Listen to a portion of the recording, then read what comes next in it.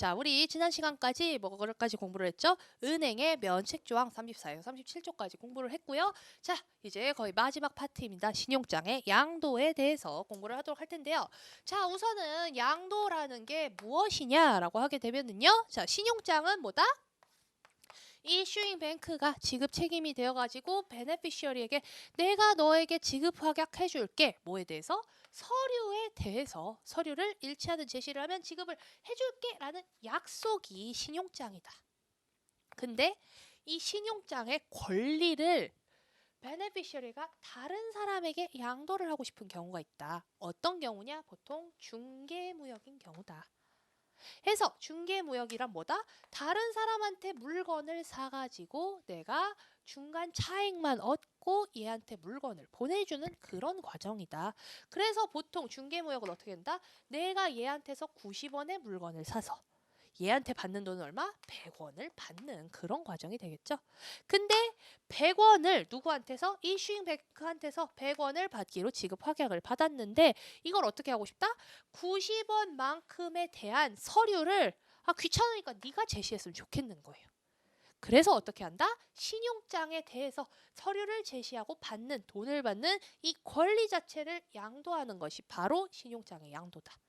근데 신용장의 양도는 굉장히 까탈스럽다. 왜? 이슈잉뱅크는 얘에 대해 판단을 하고 얘가 내는 서류를 보고 지급 확약을 하겠다라는 신용을 담보를 해준 건데 아느냐? 나는 얘를 알지 못한다라는 거예요.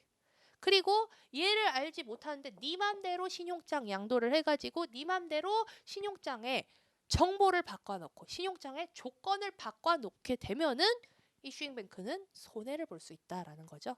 그래서 어떻게 했다? 신용장 UCP 638조에서 신용장 양도의 조건과 절차를 굉장히 까다롭게 규정을 했다. 왜? 은행을 보호하기 위해서. 그래가지고 양도를 하기 위해서는 명확히 지정되어 있는 양도 은행이 있어야 하고요. 신용장 자체가 양도 가능한 신용장이어야 한다라는 거예요. 자, 그래서 양도의 절차를 보게 되면은요. 이슈잉 뱅크가 베네피셔리에게 신용장을 줄 때 그 자체가 양도 가능한 신용장이어야 한다라는 거예요. 우리 신용장 종료할 때 양도 가능, 양도 불능에 대해서 배웠죠. 양도 가능한 신용장이어야 하고요. 이것이 양도 절차 중에서는 오리지널 LC가 되겠습니다. 그리고 이제 그러면 양도 가능한 신용장을 어디에서? 이슈잉뱅크 혹은 이슈잉뱅크가 명확히 지정하는 양도은행에서 양도 절차를 거쳐야 하는 거고요. 양도은행에서 세컨드 베네피셔리에게 통지해주는 그 신용장은 양도된 신용장이 되는 거예요. 그래서 transferring LC, transferable LC랑 transferred LC랑 그래서 용어의 차이를 먼저 명확히 하고 가셔야 하고요. 그 다음에 요 오리지널 LC의 조건은 원칙적으로는 동일하게 들어가야 돼요. 그래야 누가 안전하다? 이슈잉뱅크가 안전하다. 근데 매우 극히 드문 예외가 있다. 이 예외가 뭐다? 요 신용장이랑 달라질 수 있는 조건이 매우 몇몇 가지로 한정이 되어 있다라는 거예요. 해서 자 용어를 먼저 잘 체크를 해주셔야 한다. 오리지널 LC, transferable LC, 그다음에 양도된 LC, transferred LC, 그다음에 양도은행, 그리고 first beneficiary, second beneficiary다.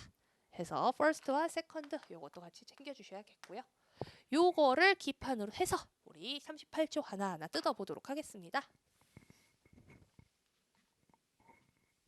자 해서 먼저 첫 번째 양도의 의무에 대해서 얘기를 하고 있습니다. 양도은행을 그러니까 양도를 하려는 신용장에 대해서 발행은행은 어떻게 하느냐?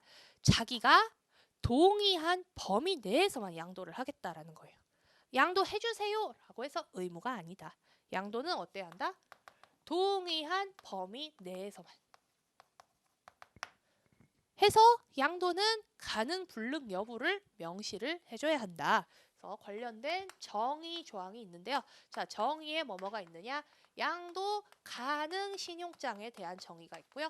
양도 은행에 대한 신용장이 있고요. 양도 된 신용장에 대한 정의가 하나하나 B항에서 얘기를 하고 있습니다. 자, 그래서 보시면은요. transferable credit 뭐예요? 양도 가능한 신용장이란 그 자체의 신용장에 무슨 transferable이라는 단어를 명시한 신용장이 transferable credit이다. 그래가지고 이 transferable credit은 전체 다 양도가 가능할 수도 있고요. 부분만 양도가 가능할 수도 있습니다. 근데 이 양도의 요청은 누가 한다?